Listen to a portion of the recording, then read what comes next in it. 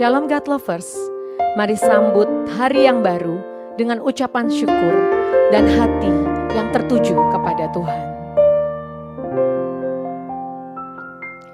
Tak kau lupakan diriku,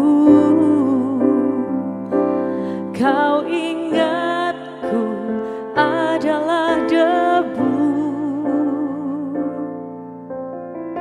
tetapi kau meninggikannya di hadapan malaikatmu.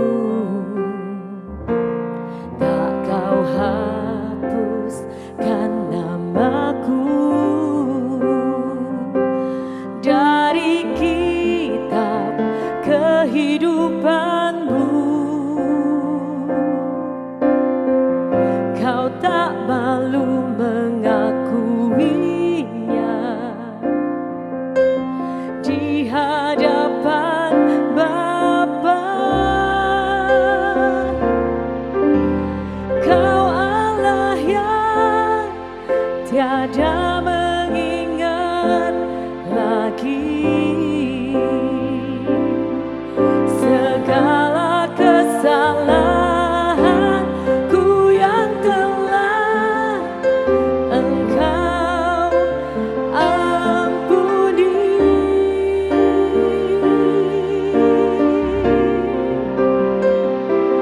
Walau dosaku merah bakain kesumba, Engkau menjadikanku putih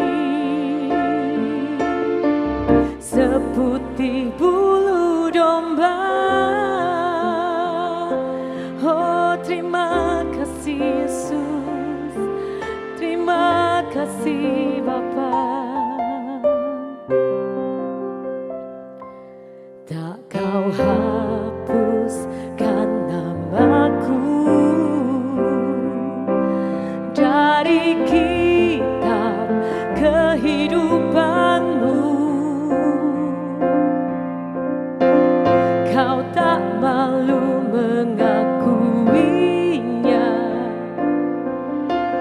di hadapan Bapa. Kau Allah yang tiada mengingat lagi segala kesalahanku yang telah Engkau ampuni. Oh, walau dosaku merah bakain kesumba, Engkau menjadikanku putih seputih bulu domba. Walau dosaku merah bakain kesumba, Engkau menjadikanku putih seputih bulu domba. Salam God's Lovers, bertemu kembali dalam program Words from Heaven. Puji Tuhan, pada kesempatan ini saya ingin kita merenungkan. Judul dari renungan ini adalah peringatan di Batu Nisan. Saudaraku, Batu Nisan adalah tempat kita menerima informasi tentang seseorang setelah dia meninggal, mengingatkan kita tentang 4 hal yang penting dalam kehidupan ini. Saudaraku, kalau kita perhatikan Batu Nisan, di dalam Batu Nisan itu tertulis yang paling atas adalah RIP kebanyakan, rest in peace, beristirahat dengan damai. Di dalam Wahyu pasal 14 ayat 13 dikatakan, dan aku mendengar suara dari sorga berkata, tuliskanlah, berbahagialah orang-orang mati yang mati dalam Tuhan sejak sekarang ini. Sungguh kata Roh, supaya mereka boleh beristirahat dan jerih lelah mereka, karena segala perbuatan mereka menyertai mereka. Saudaraku, rest in peace tidak usah ditunggu sampai kita mati. Sesungguhnya semua orang yang hidup di dalam Tuhan Yesus, di dalam keadaan sekarang pun bagi saudara dan saya, Tuhan mau berikan yang namanya damai, sebab Dia adalah Raja Damai. Matius 11 ayat 8 katakan, marilah kepadaku semua yang letih lesu dan berbeban berat, aku akan memberi kelegaan kepadamu. Terimalah damai yang ada di dalam Tuhan Yesus. Yang kedua, saudaraku, kalau kita perhatikan batu nisan, tempat akhir dari orang yang meninggal, dikatakan baris yang kedua itu selalu ada nama, dan nama itu biasanya nama asli. Di dunia dia mempunyai banyak nama, gelar, jabatan sebagai direktur, ketua umum, sinode, bupati, gembala, dan lain sebagainya. Tapi jarang ditulis semuanya di batu nisan. Saudaraku, Tuhan Yesus satu kali berkata kepada murid-muridnya, namun demikian janganlah bersukacita karena roh-roh itu takluk kepadamu. Jangan bersukacita karena engkau sukses. Jangan bersukacita karena engkau kaya. Jangan bersukacita karena engkau memiliki jabatan yang tinggi dan dihormati. Tetapi bersukacitalah karena namamu ada terdaftar di sorga. Alangkah pentingnya nama kita terdaftar di sorga. Saudaraku, apakah saudara sudah menerima Tuhan Yesus dan sudah terdaftar di kerajaan sorga? Puji Tuhan. Saudaraku, kalau kita lihat lagi di batu nisan, setelah tulisan rib, nama, baris yang ketiga biasanya adalah waktu. Dan waktu di situ tidak disebutkan kapan saudara sukses, kapan saudara diangkat jadi direktur, kapan saudara diangkat jadi ketua umum sinode, kapan saudara jadi dilantik sebagai gembala. Tulisan di batu nisan hanya ada 2 tanggal. Satu biasanya dikasih tanda bintang, kapan saudara lahir, dan satu dikasih tanda salib, kapan orang itu mati. 2 tanggal yang kita tidak bisa kerjakan atau kita tidak bisa punyai, yaitu kelahiran dan kematian. Tidak ada tanggal-tanggal lain, tanggal menikah, tanggal punya anak, dan lain sebagainya ada.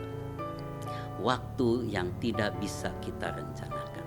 Ada orang yang bilang bahwa hidup ini hanya terdiri dari 3 huruf, B, C, D. Birth, death, dan tengahnya adalah C. Dan dunia katakan C itu adalah choice. Hidup ini ada pilihan-pilihan. Setiap hari kita memiliki pilihan-pilihan. Kita lahir, kita mati, itulah batas kehidupan. Di antara itu yang kita bisa lakukan adalah choice.